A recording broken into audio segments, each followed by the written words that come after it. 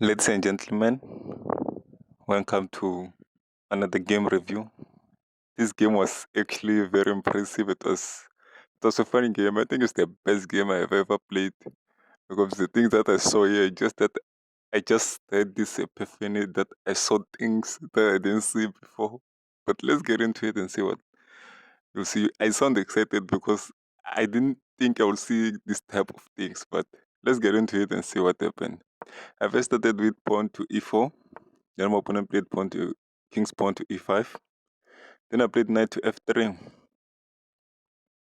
playing the king's knight variation. Then my opponent played pawn to d6, the queen's pawn. Then I played pawn to d4. Then my opponent played pawn to takes the pawn on d4 with the king's pawn. Then I took back with my knight. Then my opponent played the a6 pawn. Then I played my knight to c3, continuing with my development. Then my opponent played the h6 pawn. Don't really understand what was going on here because the my opponent should be developing, not playing the last pawns or the end of the board pawns. I don't know what those pawns are called. So let's continue. Then I played bishop to c4. Then my opponent played bishop to e7. Then I played queen to f3 looking for a checkmate. Of course, my opponent saw that, then played knight to f6, which is the best move. Then I castled the king side. Then my opponent played bishop to g4. Then I played queen to g3. I just moved the queen to the side. Then my opponent castled. After I played, I shouldn't have played this move, but I still saw the move. Here the computer liked it better if I played bishop takes the pawn on h6.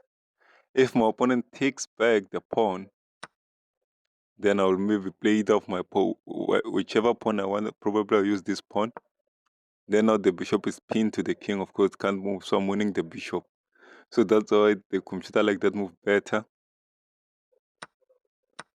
But after I played knight to f5, I saw this move before playing the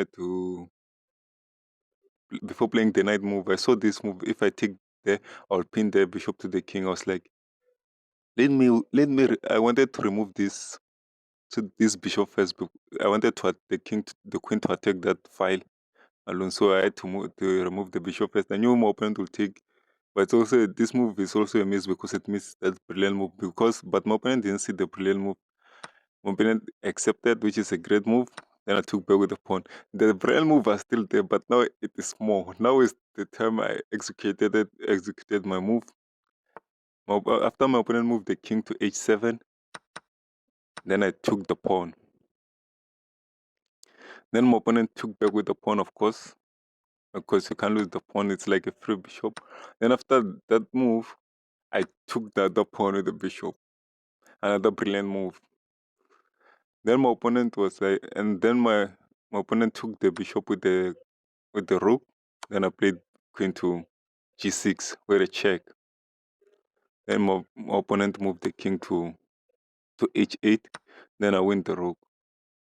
At this position, I was winning, but not winning that much. But I knew that I had the better plan. I had the best plan to win this game. After my opponent played knight to c6, I'm still impressed on how I saw those two brilliant moves. I'm still impressed by that. It makes me excited to see those kind of moves. It shows improvement. So after my opponent played the knight to c6, I played rook to f1. The idea here is to attack the file, but the computer liked it better if I played with the other rook, but it doesn't really matter. They're both rooks. They don't really affect the game much that because these rooks are on the bank rank. They are not in the middle of the park or in the middle of the board. So after I played this move, my opponent played queen to d7. You can see this is a mistake. I can't. No, it's a blunder. It changes to the blunder. This is a blunder. I kind of missed the blunder. Here I should have played knight to. I didn't play this move. I missed it. I should have continued with my peak movement after playing those two brilliant moves. I should have probably saw this move. I should have played knight to d5. The idea of playing knight to d5 is that after the knight is captured, I can play rook to he. The idea is to play checkmate. So my opponent will have to cover the checkmate. And my opponent can cover the checkmate with the bishop because he loses the queen. So he had to use the knight. And after playing the knight, I just capture with the rook. Then after capturing, I'll still win the queen. And and my opponent will have to capture because if the rook is not captured, it's checkmate. Let's take my opponent played move like maybe rook here. The next move played is checkmate. So my opponent would have to sacrifice a queen. So I would have won the queen also that move. Hence I said I was winning, but I missed that. I didn't play that knight move. I played queen to g6, protecting my pawn, which is an inaccuracy, but I'm still winning. Then my opponent played rook to g8, then I captured the pawn with a check. My opponent covered the king with h7. That's the only move, because if the knight is not there, it's checkmate. So that's the only move to cover the check.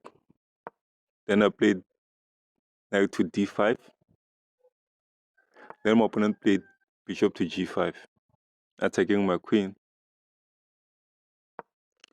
Then I played queen to e6, looking for this queen exchange. The computer didn't like it for me to exchange the queen, but I saw this and I was like, if I exchange the queen, I'll have a passed pawn. So I wanted to have this passed pawn to be on the rook file so it can be protected. After my opponent took the queen, then took back with the pawn. Now my pawn is 2 squares from queening. Then my opponent played the knight to d4, looking for the castle fork, but I played looking for the rook fork, so I play rook to d1, attacking the knight. It's either my opponent captures the pawn or takes the pawn that was threatening a fork. Then my opponent opted for the c2 pawn. Then when I played rook to e2, another best move. Then after my opponent attacked my rook, I played another best move, knight to c7. Then my opponent played knight to b4. And then I played pawn to e7. Now my pawn is 1 square away from queening. Then my opponent played knight to f6, then I queen anyway because I'm winning the knight.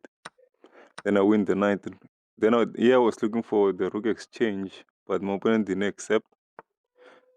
Instead of that to move the pawn, then I played rook to e5. My opponent attacked my rook, then I played check. Then my opponent had to move because that's the only move that's available there. Then I played my knight to e6 with a check. My opponent attacked my rook, then I attacked my knight, then I move my rook, protecting my knight. Then my opponent took that free pawn there. Then I played my knight to g5 with a check. My opponent moved it's kind of a fork, but it's not really a fork because I can protect with the pawn to g4. Then my opponent played bishop to f6, which is an inaccuracy. I can just play rook to e6. Then after my opponent played the move, I just played my knight to h7. Now I'm winning the bishop. Then my opponent had to move, of course. I took back with the rook. Then my opponent moved, then I played check. Moved again. Then I opted for the rook exchange. Then at this position, my opponent just gave up because the game is really over. A knight will never win against the rook and a knight. Then this position, my opponent gave up. I was really impressed on how I played this game. I should have probably saw that earlier move of this. Let's go back to that move. Let's go back. Yes, I should have probably saw this move earlier. I feel better I didn't see this move, but yeah, I should probably saw this move. The game would have ended more faster. So that's how the gameplay played out. Thank you for watching. Please subscribe, hit the notification bell, like, comment, share. And until we see each other again, I hope to play more impressive games. Thank you.